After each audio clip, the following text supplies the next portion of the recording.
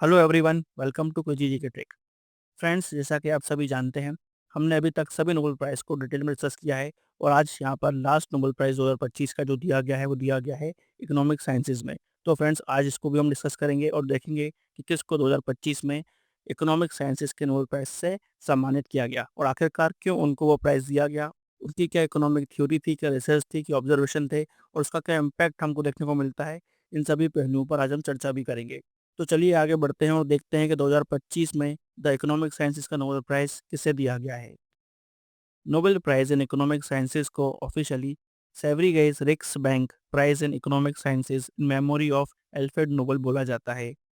इस साल ये अवार्ड दिया गया है यूएसए के जोएल मोकेर को, फ्रांस के फिलिप एगियोन को और यूएसए के पीटर हॉविट को for having explained innovation driven economic growth. इन्होंने इस बात को बताया कि आखिरकार कैसे इनोवेशन और टेक्नोलॉजी की वजह से इकोनॉमी लगातार ग्रो करती रहती है। 2025 में इकोनॉमिक साइंसेज के नोबेल प्राइज़ का 1/2 मिलने वाला है जोएल मोकिर को for having identified the prerequisites for sustained growth through technological progress. उन्होंने यहाँ पर उन ज़रूरी चीज़ों को पहचाना जिसकी वजह से सस्टेन्ड ग्रोथ हो पाती है टेक्नोलॉजिकल प्रोग्रेस के थ्रू। और हाफ प्राइज़ यहाँ पर जॉइंटली शेयर किया जाएगा फिलिप एगियोन और पीटर हॉविट द्वारा for the theory of sustained growth through creative destructions. उन्होंने यहाँ पर बताया कि किस तरह से समय समय पर जो इनोवेशंस होते हैं उनको क्रिएट करना पड़ता है और पुराने इनोवेशंस ऑब्सोलीट हो जाते हैं, खत्म हो जाते हैं और हमेशा नए इनोवेशंस की तरफ हमको बढ़ना पड़ता है अगर हम सस्टेन ग्रोथ को चाहते हैं। तो आइए फ्रेंड्स, अब हम एक एक करके आसान भाषा में सिंपल एग्जांपल्स के थ्रू समझते हैं कि आखिरकार क्या इनकी इकोनॉमिक थ्योरी है, क्या रिसर्च है और किस तरह से ये थ्योरी हमारे आज और कल को इम्पैक्ट करती है। ह्यूमन हिस्ट्री के ज़्यादातर हिस्सों में हमने देखा है कि इकोनॉमीज में ग्रोथ तो होती है लेकिन वो टेम्पररी होती है। जैसे हल, प्रिंटिंग प्रेस और विंडमिल जैसी इन्वेंशन से कुछ समय के लिए हमको प्रोडक्टिविटी बढ़ती हुई दिखती है जिसकी वजह से इकोनॉमी में ग्रोथ भी देखने को मिलती है। लेकिन कुछ समय बाद ये जो ग्रोथ है वो ठहर जाती है, रुक जाती है। मगर सबसे बड़ा टर्निंग पॉइंट आता है इंडस्ट्रियल रिवॉल्यूशन की वजह से। मशीन, साइंस और टेक्नोलॉजी ने मिलकर एक ऐसा चेन रिएक्शन शुरू किया जो एक इनोवेशन से दूसरे इनोवेशन को पैदा करता है। यहीं से शुरू होती है सस्टेन ग्रोथ की कहानी और ग्रोथ रुकने की बजाय तेजी से बढ़ने लगती है।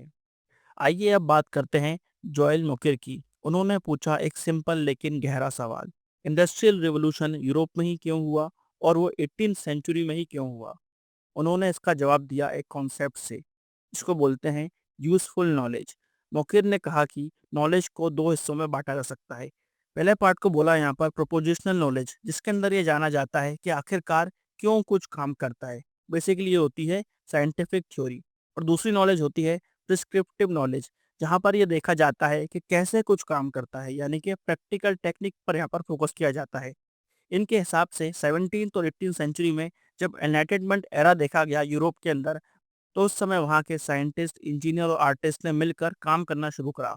साइंस ने यहाँ पर दिया क्यों का जवाब, यानी कि बताया कि क्यों कुछ कैसे काम करता है, और क्राफ्टमैन ने यहाँ पर बताया कि कैसे काम करता है। और इसका रिजल्ट होता है इनोवेशन का एक चेन बनना। एक खोज दूसरी खोज को जन्म देने लगती है। और जो यूरोप का समाज है वो नए आइडियाज़ के लिए खुला था, खासकर ब्रिटेन, जहाँ पर सबसे ज़्यादा इन्वेंशंस देखे गए, सबसे ज़्यादा इनोवेशंस देखे गए। उन्होंने इनोवेशंस को रोकने के बजाय उन्हें अपनाना चालू करा। इसी ओपननेस और नॉलेज की वजह से वहाँ पर हमको इंडस्ट्रियल रेवोल्यूशन देखने को मिलता है, जो कि एक सेल्फ सस्टेनिंग इंजन बन जाता है। बेसिकली यहाँ पर जोएल मोकिन ने दिखाया कि जब कोई सोसाइटी साइंस और स्किल दोनों को सम्मान देती है और नए आइडियाज़ के लिए खुली रहती है, तब ग्रोथ कभी नहीं रुकती। चलिए अब बात करते हैं फिलिप एगियोन और पीटर हॉविट की। इन दोनों ने 1992 में एक बहुत पावरफुल कॉन्सेप्ट दिया, क्रिएटिव डिस्ट्रक्शन का। ये आइडिया पहले इकोनॉमिस्ट जोसेफ शूहेम-पीटर दे चुके थे, लेकिन एगियोन और हॉविट ने इसे मैथमेटिकली प्रूव किया।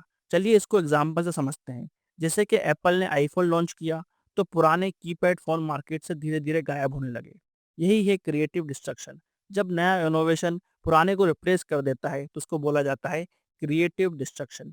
और ये जो प्रक्रिया है यही इकोनॉमी को जिंदा रखती है और डायनामिक रखती है। हर कंपनी चाहती है कुछ नया करना, कुछ नया बनाना और मार्केट में आगे निकलना।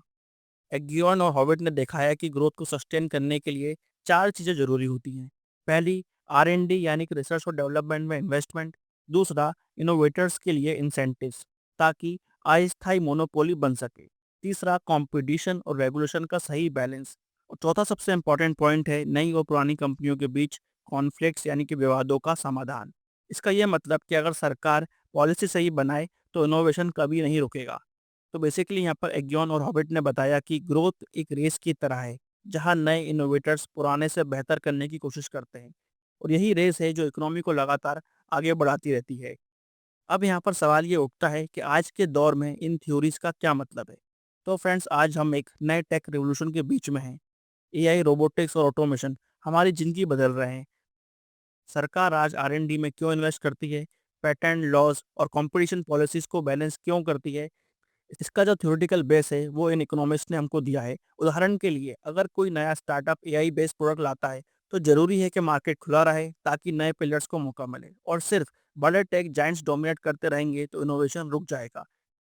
एग्योन और हॉवर्ड के मॉडल से हमें सीख मिलती है कि ग्रोथ तभी सस्टेनेबल है जब सिस्टम ओपन और कॉम्पिटिटिव हो, और मौके का मैसेज भी यही था।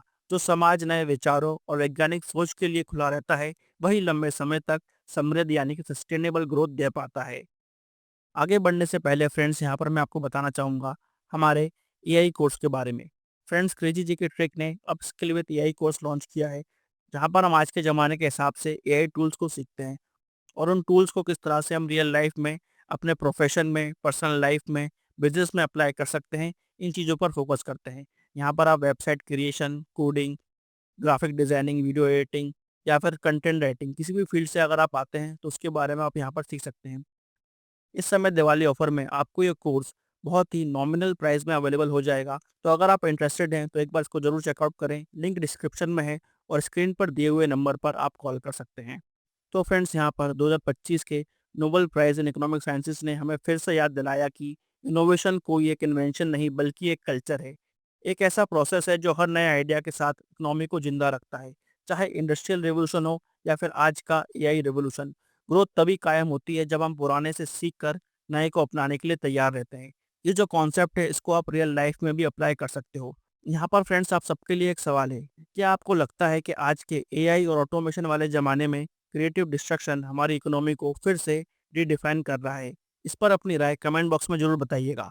और फ्रेंड्स, अगर आपको ये वीडियो इन्फॉर्मेटिव लगा हो तो इस वीडियो को लाइक करना, शेयर करना और हमारे चैनल को सब्सक्राइब करना ना भूलें। मिलेंगे फ्रेंड्स नेक्स्ट वीडियो में। जब तक के लिए सबको tata bye bye and take care.